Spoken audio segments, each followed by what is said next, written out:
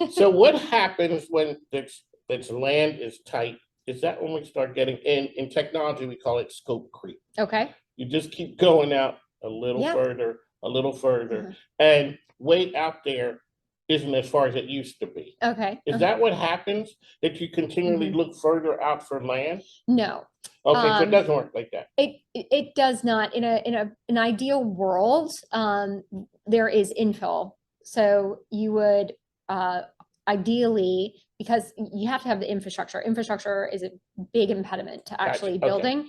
So you need utilities, you need roads. So we just can't go out to Sherwood Forest. You can't just go ahead and pop houses out there without the proper infrastructure, which can be a cost so high that the project is not economically feasible. Gotcha. Okay. It ends up being you'd have to build it at such a loss, and you wouldn't do it. No. I wouldn't do it. Okay.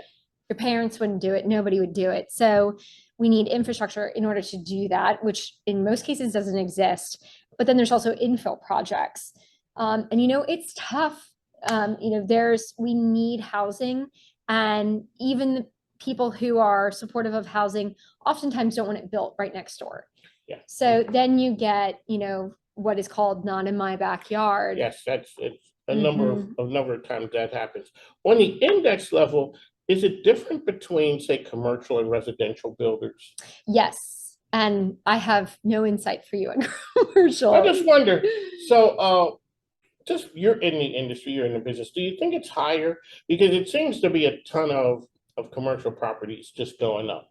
But it doesn't seem like, the number of residential properties is just outrageous. But well, this is just speculation, but there's the old argument, what comes first, the rooftops or the businesses. But in my experience, with an economic development background that I have, businesses need to justify going somewhere by showing the amount of traffic that's going by their business, and also just the what the need is in the community. You can't establish need for a business without having people there. So I would speculate that their confidence is pretty high because of this activity, and that they will have people to serve.